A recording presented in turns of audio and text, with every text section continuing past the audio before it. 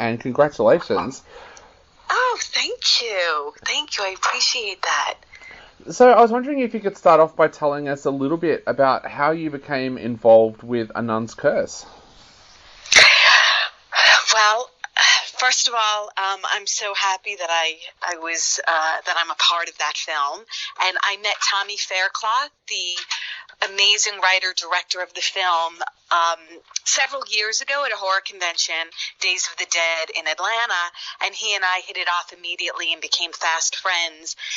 And he asked me to do a film of his called Family Possessions. And I flew to him and we filmed, and it was a wonderful experience. We got along so well, and it was just great collaboration between us.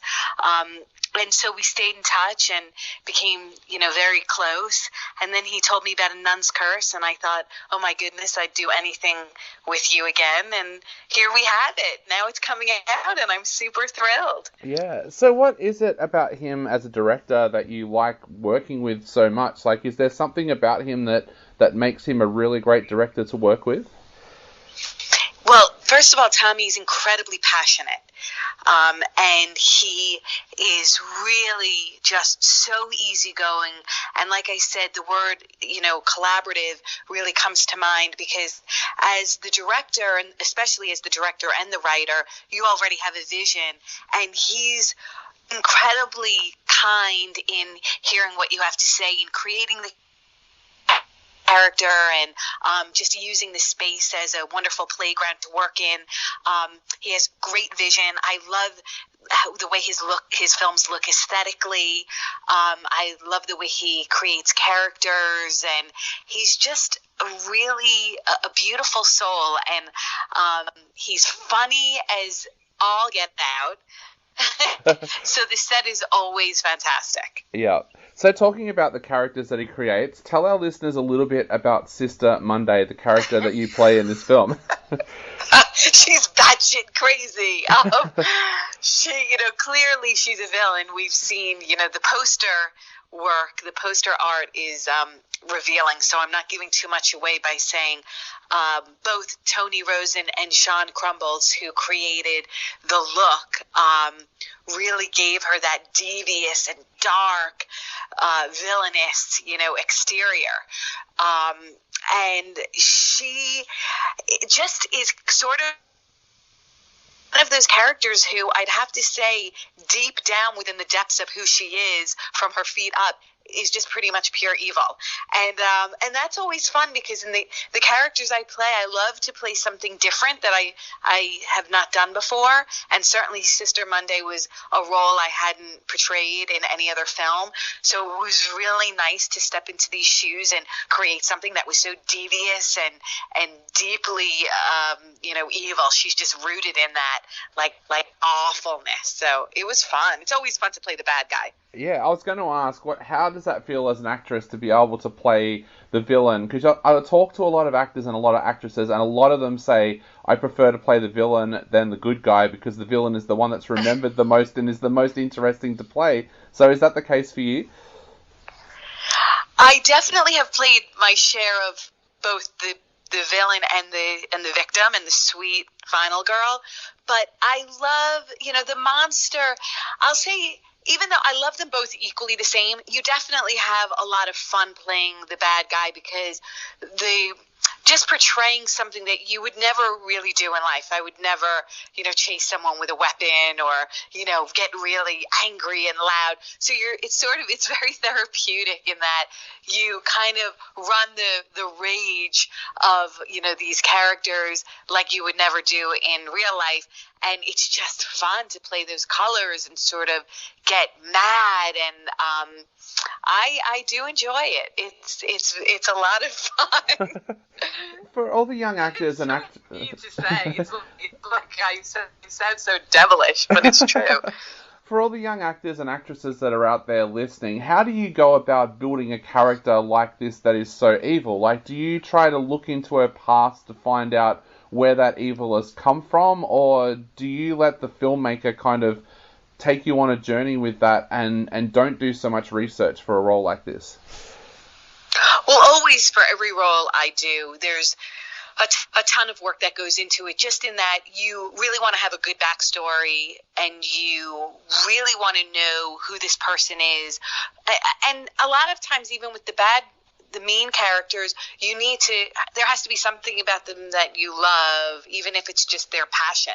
I think, to step into those shoes and be on set, you can never really just memorize lines. You really have to know who this person is, what motivates them, why they do the things they do, the relationships they've had, work to this moment. So with Sister Monday, it's just really anything that you can kind of grab onto that, whether it's weather or music or a relationship perhaps you've had that has sort of kind of given you these feelings of, angst or anger or anxiety. I mean, I studied at the Lee Strasberg Conservatory in New York, and always about your sensories, your sense memory of, life. That's all we can really take from is my repertoire of life and relationships and feelings, and then bring them into this new person that I'm portraying. Yep. So tell us a little bit about what you were talking about before when you said that the crew worked a lot on the look of Sister Monday. Tell us a little bit about that journey and how you worked with them to try and find the correct look for her. Well, and I'd have to say, pretty much for that character, it was all Tommy and Tony and Sean who sort of designed her evil look with having the sclera lenses. I remember months and months before we started shooting, Sean Crumbolts was in touch with me and talked about how I'd feel wearing these lenses, because you're blind, you can't see. So that's the first thing for an actor, you lose your sight when you're on on set. So are you okay with that? And I'm always like yes to everything, because I want it to be done perfectly. Yeah. And then certainly with the makeup that Tony Rosen, who was the creator of the Annabelle doll, he's a master of that sort of real layering of just the colors and the prosthetics. They were so dark and angry looking. I just loved it, and it was again a creation with those masterminds, Tommy, Tony, and Sean. And certainly when I got into it, felt like the character immediately, because I always say when I put a costume on or shoes, I feel like that character. It really comes together, but I felt like it all solidified as soon as I got into that makeup. And it takes a couple of hours to do it, and then you just want to, the teeth were so ugly. They darkened my teeth, and it's so gruesome. But it's so fun because it's Halloween. You're playing a character. Just like a kid, you lose your imagination into the surroundings and into the feelings of this person. And I just had a grand time. It was wonderful. Yeah. And you do some really harrowing scenes in this film as well. What was that like for you to do those scenes and then have to switch off at the end of the day? That must be always difficult to do. Like I said, it's definitely some kind of a purge. You get yourself geared up so much, certainly emotionally, and you're riddled with all of this, anger and madness. But I think then when we, it's a wrap for the day, you just kind of take a deep breath, and, the big joke is I love to go with the whole cast and crew to the bar and have a couple of drinks and laugh. And it's probably because, you work so hard. It sometimes I think to the audience, it might seem like, oh, you're just an actor, you'd say your lines, you're done.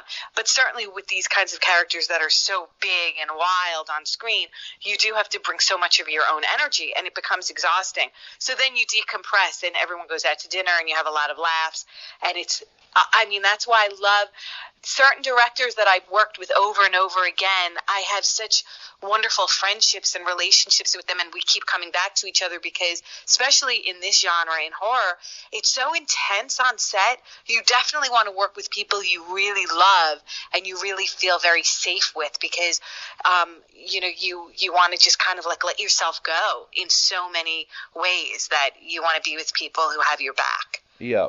And as an actress, you've got such an amazing body of work, and you've got so much work coming out. For your fans out there, what else can they expect to see you in over the next few months and over the next 12 months? Oh, thank you so much. Well, I'm certainly excited about Terrifier 2. I'm a huge fan of the original Terrifier.